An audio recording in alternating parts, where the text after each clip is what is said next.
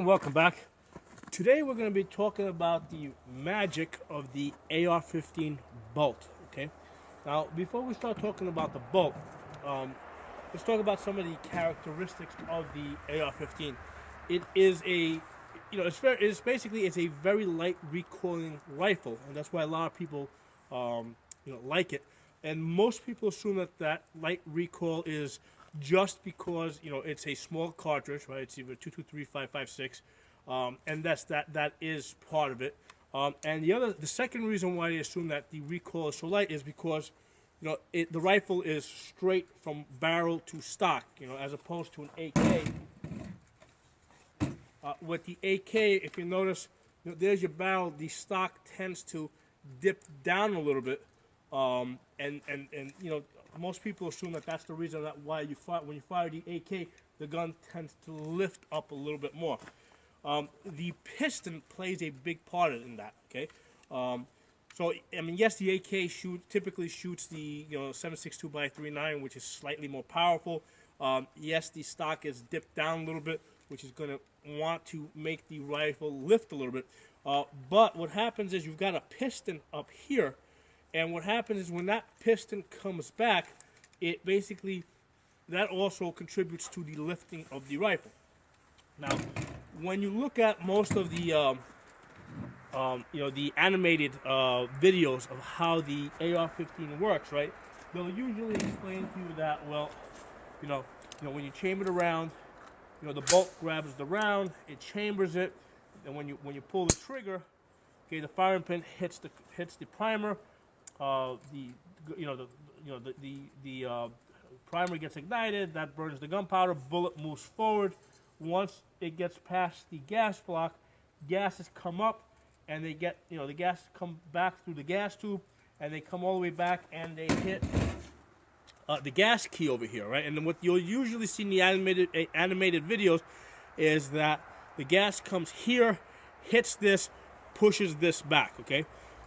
That's usually all the detail that we see, and that's not the case. That's not what's actually happening, because if that was what was actually happening, right? If I got my bolt here and if I'm pushing at the top, that's going to basically act the same way as the piston on the AK-47. And as you can see, if I'm pushing at the top and basically the mass is down here, that's going to make it want to lift up. So what's actually happening is the gas comes in through this tube and actually gets directed down into this expansion chamber in here, okay? And if you notice that there's these two little holes on the side of the bolt over here, and that's what vents the gas out.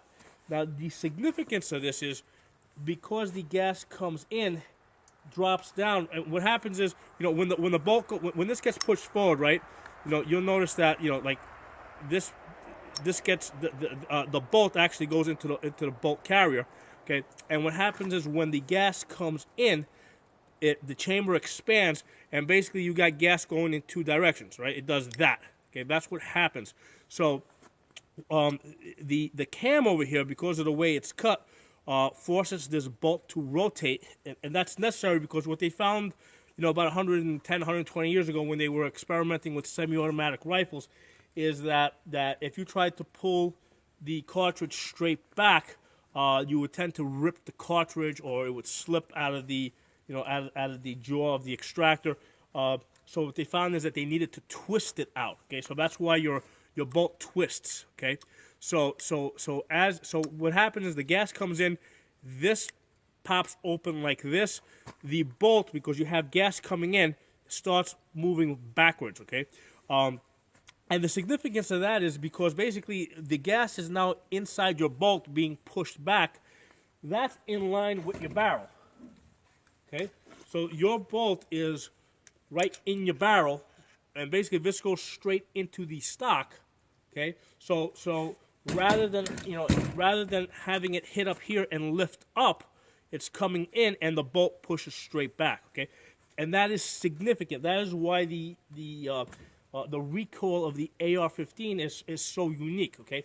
If I've seen a lot of guys, what they'll do is they'll take their AK-47s and they'll make the stock more, straight in line.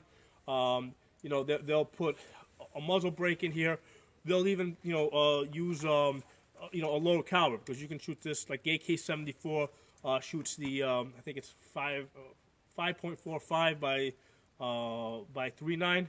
Don't quote me on that, but basically the AK-74 shoots a 22 caliber, similar to the AR-15, and you'll still see that lift. Okay, so even on the AK-74s, and I don't have any AK-74s. All my AKs are AK-47s.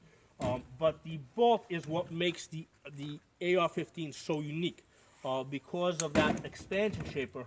Because the gas comes into the gas key, comes down into the expansion chamber, gets vented out through these two holes here, causes this thing to pop, and then the bolt is pushed straight back. Okay, that's the difference of the AR-15. I don't know if there's any other rifles that simulate this type of action. Now there's one of the issues that you can have with this is basically because the gas is coming directly into the bolt. Basically this will get dirtier faster than, let's say, an AK-47, because basically with the AK-47 the gases never make it into the internals of the gun. Basically there's a vent over here somewhere on the side over here. All the gases get vented out the front over here. All the dirt stays inside the piston. That said, I'll typically go 500 to 700 rounds before I bother cleaning my AR-15. So the gun will run for a very long time without cleaning. But at the same time, I have gone several thousand rounds with the AK-47, and I still didn't even need to clean it. I think the only reason I cleaned it was just because maybe I was showing somebody how to clean it. So that's the point of this video. I wanted to show you guys how the bolt works.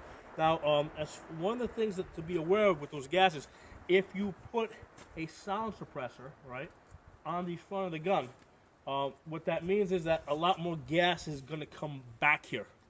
So that will make, whereas typically, like I said, I will usually go, 500 to 700 plus rounds without cleaning it. If you put a sound suppressor on that, that means more gas is being forced back and down into your bolt. You're probably going to have to clean this a lot more frequently.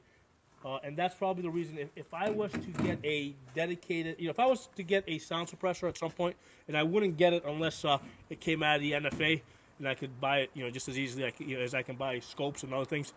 But if that were to happen, I would, if I decided that I wanted to put a suppressor on an AR-15, I would probably get a 300 blackout. I would probably get one that's a piston-driven one. Okay, so I would get I would want to mount a sound suppressor most likely on a piston-driven gun, as opposed to the to the standard gas AR-15 with the direct impingement, to prevent all that extra gas from ending up inside the bolt. But that's not something I've decided on. I'm just kind of putting it out there for you guys to consider if you ever go down that road. There are other options. They do make different style bolts.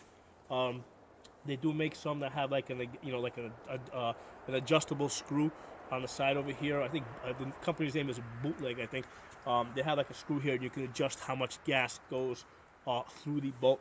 Another interesting thing to know about the AR-15 bolt is that this was designed to be run dry. Now, most of us will typically put a little gun oil in there. We'll lube it up. I've always taken a little can of using the can of gun lube, the spray, and I've sprayed a little lube inside it. It doesn't seem to hurt it. I've always done that before. I was doing that before I found out that the AR-15 was meant to be run dry. And the idea behind that is that one of the byproducts of shooting the gun is basically you get carbon, and basically carbon is a lubricant. So that's how this gun was designed. It was designed to be, for this bolt to be run dry without any oil. But that said, like I said, I usually oil it up a little bit just because because I do that with all my other guns. So it's more of a hobby than more of a habit than anything else. But there are my thoughts on the on the AR-15 and what makes this gun so unique. Okay, this feature, this is where all the magic is. It's in the bolt. It's this idea that the gas comes in, and the pressure is straight back, straight back in line with the barrel and the stock, as opposed to pushing at the top here, okay? Because if you look at those videos, those animated videos, they usually show the gas coming here and stopping, okay? In which case that wouldn't be the case. In that case, that was the case, this would recoil just like an AK-47, but that's not what happens. It comes in here, and the recoil, and basically the gas comes out these tubes, the bolt moves straight back. Thanks for watching. I'll talk to you guys next time.